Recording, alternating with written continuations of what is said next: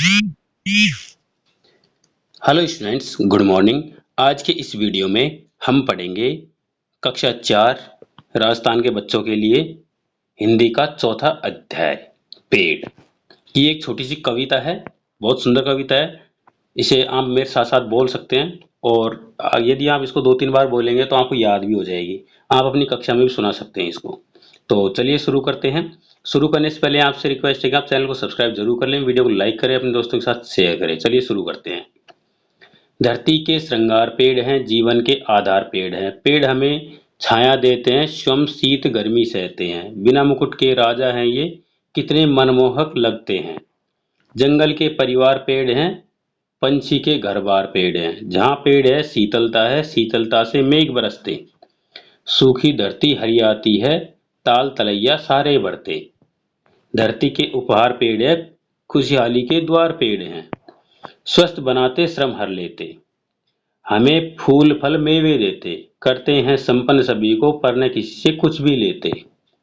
करते नित उपकार पेड़ हैं, सेवा के अवतार पेड़ हैं। यहाँ पर कुछ संकेत हैं। पाठ पढ़ाने से पूर्व चर्चा कीजिए कि पेड़ किस तरह पर्यावरण प्रदूषण को रोकने में सहायक हैं एवं जीवनदायिनी गैस प्रदान करते हैं। साथ ही वर्षा कराने में और रेगिस्तान रोकने में सहायक होते हैं। वृक्षारोपण के महत्व को समझाइए। और मैं अपनी तरफ से आपसे एक बात कहना चाहता हूँ कि आप सभी बच्चों से आप अपने प्रत्येक जन्मदिन पर एक पेड़ अवश्य लगाएं, ताकि आपको ये भी पता रहे कि मैंने किस जन्मदिन पर कौन सा पेड़ लगाया था। और जब वो पेड़ आपको फल देना शुरू करेगा तो आपको अपने जन्मदिन का महत्व का पता लगेगा। तो ये काम आप अवश्य करें। कुछ अभ्यास कार्य है। शब्द अर्थ। श्रृंगार, श्रृंगार का मतलब होता है सजावट। शीत मतलब ठंडा। मनमोहक सुंदर या मन को भाने वाला। पंछी पक्षी। उपहार भेंट या सौगात। उपकार भलाई। उच्चारण के लिए श्रृंगार, स्वस्थ, श्रम, संपन्न, तलैया।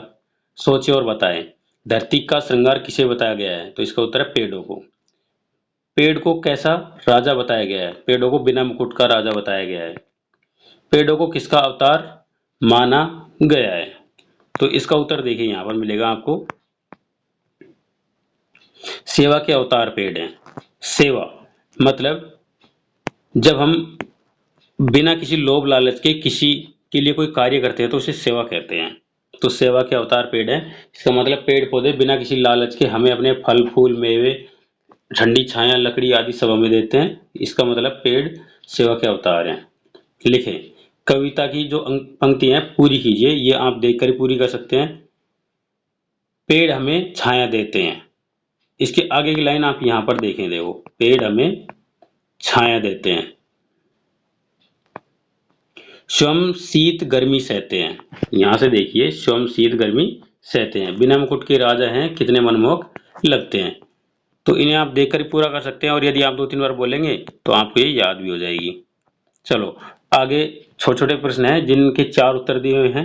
उन उत्तरों में से एक उत्तर सही है, तो उसको उत्तर को आप, यदि जो उत्तर आपका सही है उसके पहले एक क्रमाक्षर लिखा हुआ है, जैसे ए ब स ड, तो आगे जो कोष्टक बना हुआ है ना, इस कोष्टक में आपको उसका क्रमाक्षर लिखना है। जैसे हमारे जीवन के आधार क्या हैं, तो इसका उत्तर है पेड़, ये हमारा सही उत्तर होगा। तो हम यहाँ पर लिखेंगे ब इसमें, ठीक है। अगला प्रश्न। पेड़ हमें हमेशा कार्य करते हैं, दुखी कराने का, खुशहाली का, उपकार करने का और खड़े रहने का। तो इसका सही है उपकार करने का, हमेशा उपकार करते हैं। अगला प्रश्न। जहां पेड़ है वहां क्या है? जहां पेड़ है वहां खुशहाली है। पेड़ किसके घर बार हैं? पेड़ किसके घर बार है, मतलब इसका सही उत्तर है धरती। पेड़ हमारे लिए क्या क्या करते हैं? तो इसके लिए तो पूरी कविता बनी हुई है।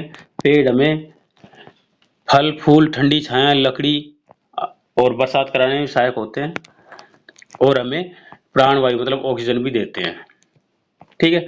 आगे के जो भाषा की बात है उसमें इसका आपको शब्द अर्थ लिखनी, विपरीत शब्द लिखना है। जैसे छाया,